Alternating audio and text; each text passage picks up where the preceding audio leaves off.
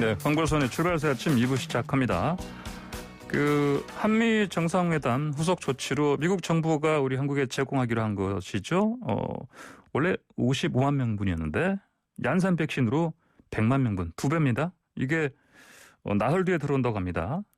보니까 오늘 새벽에 시작된 접종 사전 예약도 되게 경쟁이 좀 치열한가 봅니다. 자세한 내용 알아보겠습니다. 천은미 이대 목동병원 호흡기 내과 교수 전화로 연결합니다. 자, 천은미 교수님 안녕하십니까? 네, 안녕하십니까? 예, 먼저 지금 코로나 신규 확진 추세 좀 볼게요. 이틀 연속 400명대 내려갔고 어젯밤 9시까지 상황 보니까 오늘도 500명 안 될 것 같네 보니까요. 좀 진정되고 있는 것 같습니다. 어떻게? 네, 아무래도 날씨가 따뜻해지면서 야외 활동이 늘어나서 바이러스 생존력도 줄어들고 있습니다. 네. 또 백신 접종이 이루어지면서 확진자 수가 전 세계적으로 약간 감소세 경향을 보이고 있습니다. 하지만 오늘까지는 주말 효과가 있기 때문에 수요일 이후에 조금 추이를 보아야 할 것 같습니다. 다만 최근에 경각심이 해이해지면서 다중 이용 시설을 통한 확진자 사례가 늘어나고 있고 무증상과 변이 바이러스 영향으로 인해서 앞으로 확산세의 가능성도 일부 있다고 생각합니다. 예, 알겠습니다. 제가 방금 말씀드렸는데 원래 미국에서 55만 명분 우리 군 장병위에서 그러니까 미군들과 접촉하는 그 정도 용도로만 지급한다. 그 분량만. 근데 이게 2배로 들어오네 보니까요. 100만 명분이면. 이게 얀센 백신이죠, 이게?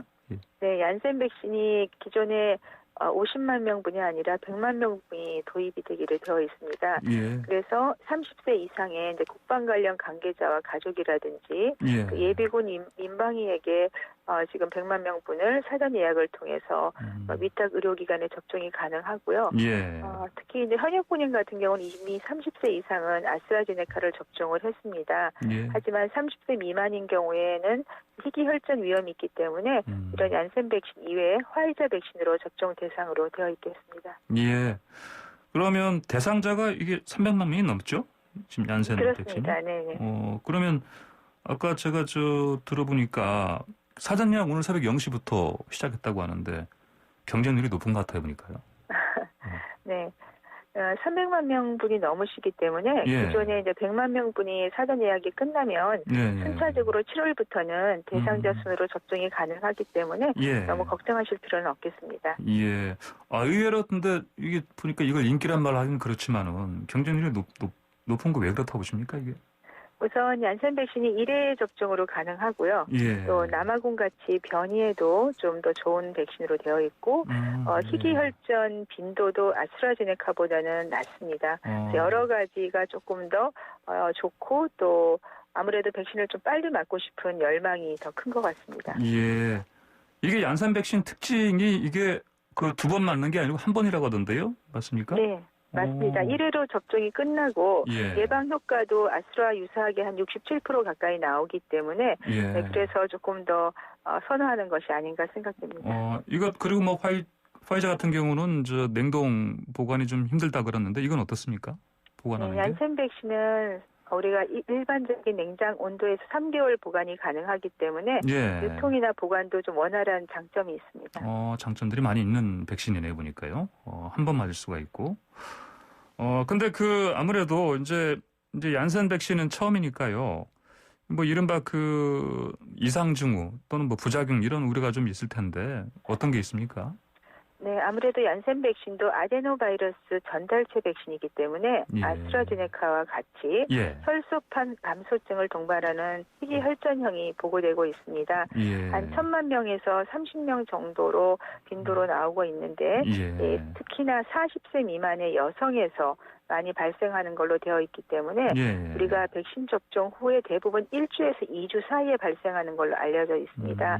한 3일 이상 진통제로 호전이 되지 않는 심한 두통이라든지 시야가 흐려지거나 의식이 나빠지거나 심각한 호흡곤란이나 흉통, 그다음에 다리가 붓는다든지 접종 부위 이외에 출혈이나 멍이 드는 경우에는 반드시 응급 진료를 받는 것이 조기에 치료할 수 있겠습니다. 예, 알겠습니다.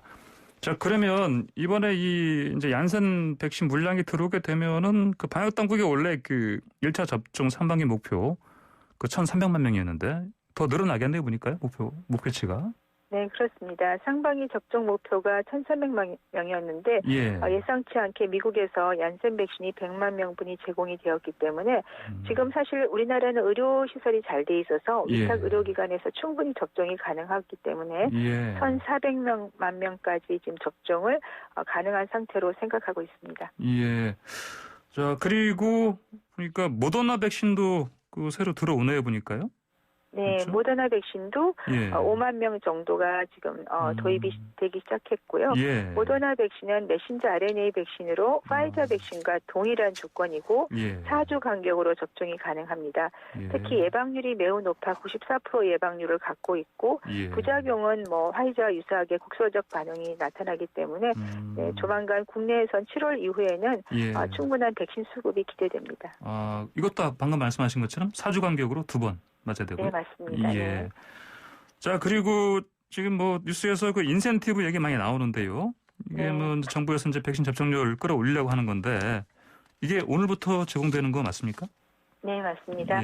오늘부터 이제 그 직계 가족이 원래 8명까지 되어 있는데 한 번이라도 백신 접종을 한 경우에는 인원 제한에 관계없이 참석이 가능하기 때문에 많은 분들이 접종을 했다면 더 많은 인원이 직계 가족 모임을 할 수가 있고요. 요양병원 같은 경우는 한쪽이 접종을 완료한 경우에는 대면 면회도 가능합니다. 또 일부에서는 공원이나 공연장 등의 할인권 행사도 가능하게 지금 고려를 하고 있고요. 또 1회 접종된 경우에 지금 접종률이 올라가는 이유는 60세 이상의 분들은 이런 경로당이나 복지관 등에서 모임을 가질 수 있기 때문에 그게 큰 메리트로 작용한 것 같습니다. 그렇군요. 그러면은 이제 그 예방 접종이요. 이게 이제 2차까지 다 완료하지 않고 1차까지만 해도 그 모임 제한 완화되는 거 맞죠? 이게요? 네, 맞습니다. 모임 제한도 좀 가능한데요. 식당이나 카페 인원 제한도 제외할 수 있고 특히 공원이나 이런 등산로에서는 실내 마스크를 쓰지 않아도 될 수 있기 때문에 좋은 면도 있지만 또 일부에서는 조금 우려하는 면도 있습니다. 누가 백신 접종을 했는지를 알 수가 없기 때문에 가능하면은 좀 넓은 공간에서는 마스크를 착용하지 않더라도 사람들이 많이 모인 곳에서는 당분간 마스크 착용하는 것을 좀 권고드리고요. 또 대면 종교 활동 참여 같은 경우에도 인원 기준에 제외가 되기 때문에 종교 활동이 조금 자유로울 수 있고 만일에 2차 접종까지 완료한 경우에는 소모임도 가능하다고 알려져 있습니다. 그러면 이제 천인미 교수님께서는요, 이렇게 이제 이런 인센티브를 제공하는 이런 정책, 방역 정책에 대해서 좀 어떻게 평가하십니까? 네, 조금 2분기에 동의율이 낮아서 걱정을 했기 때문에 정부에서 인센티브를 고려하면서 많은 접종률의 동의율 상승 작용을 분명히 가져온 것 같습니다. 그로 인해서 많은 분들이 접종을 맞겠다는 그런 격려도 되었는데 지금 1회 접종만 가진 경우는 지금 사실 변이 바이러스가 특히 인도발 변이가 전 세계적으로 우세종으로 바뀌고 있기 때문에 그런 변이 바이러스에 좀 약할 수가 있습니다. 그래서 반드시 기본적으로 마스크 착용은 저는 꼭 고려가 되어야 된다고 생각하고요.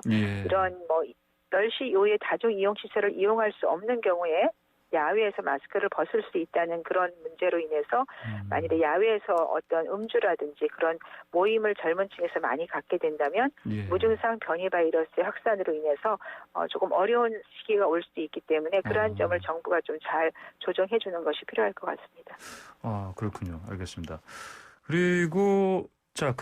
이제 아까 얀센 백신 관련해서 이제 오늘 새벽 0시부터 그 예방 접종 접수를 받는 건데 예약 접수를 받는 건데 이게 이거 봐서는 보니까 그 백신 접종에 대한 인식이 좀 많이 바뀌고 있는 것 같습니다. 그렇게 봐도 되겠습니까? 네, 지난달에 우리가 접종 동의가 조금 낮았죠. 61% 정도밖에 되지 않다가 한 달 사이에 거의 한 7.7%가 증가해서 70%에 육박하고 있습니다. 그래서 아마도 여러분들이 백신을 주변에서 맞는 것도 있고 또 인센티브도 영향도 있고 이런 여러 가지 영향으로 인해서 백신에 대한 인식이 좀 변화하고 있습니다. 그렇지만 70% 가까이가 동의를 한다고 하더라도 다 맞지는 않기 때문에 해외에서도 지금 백신 접종을 올리기 위해서 여러 가지 복권 정책이나 다양한 정책을 피고 있습니다. 그래서 정부에서도 적극적으로 백신 동의율을 높이기 위해서 다양한 어떤 인센티브뿐 아니라 국민들이 동의할 수 있는 여러 가지 좋은 정책을 피는 것이 필요하다고 생각합니다. 혹시 전현민 교수께서는 그 다른 뭐 인센티브 그런 아이디어 좀 제공하실 게 있습니까? 인센티브요? 예. 저는 뭐 인센티브보다는 정부가 우리가 원하는 백신을 조기에 수급하는 것이 가장 동의율을 올릴 수 있고 빨리 접종할 수 있는 것이기 때문에 예. 네, 7월 이후에는 모든 국민이 연령층에서 예약제로 백신을 맞을 수 있을 정도의 백신 수급이 된다면 예. 우리 국민들은 백신에 대해서 다른 나라처럼 거부감이 많지 않다고 생각합니다. 예. 분명히 많은 분들이 접종할 것으로 저는 기대합니다. 이른바 그 노쇼 백신이지 않습니까? 그 맞는다고 했다가 안 나타나신 분들 그 백신을 이제 대신 맞는 거 있지 않습니까? 이게 자녀 백신 이건데 이게 보니까 인기가 좀 높은 것 같아요 보니까요. 왜 그런다고 보십니까 이거? 네, 우선 젊은 층에서 여름에 휴가나 이런 모임에 대한 기대가 크기 때문에 젊은 층에서 노쇼 백신을 많이 찾고 있는 것 같습니다. 그렇기 때문에 이번에 그 60대 이상에서 남는 여분의 백신을 아마 정부가 곧 저는 제공할 것으로 기대를 하고 있기 때문에 노쇼 백신도 이런 기대치만큼 여유분이 풀릴 것으로 기대하고 있습니다. 이런 현상을 보면 아스트라제네카 백신에 대한 불신도 많이 좀 떨어졌다 이렇게 봐도 되겠습니까? 네, 초반에 많이 느꼈던 그런 불신들이 어느 정도 완화가 된 것으로 생각합니다. 다만 접종 후에 말씀드렸듯이 한 2주간은 잘 본인의 증상을 관찰해서 조기에 진단 치료하는 것이 필요하다고 생각합니다. 네, 알겠습니다. 전은미 교수님 오늘 말씀 여기까지 듣겠습니다. 고맙습니다. 네, 감사합니다. 네, 지금까지 천은미 이대목동병원 교수였습니다.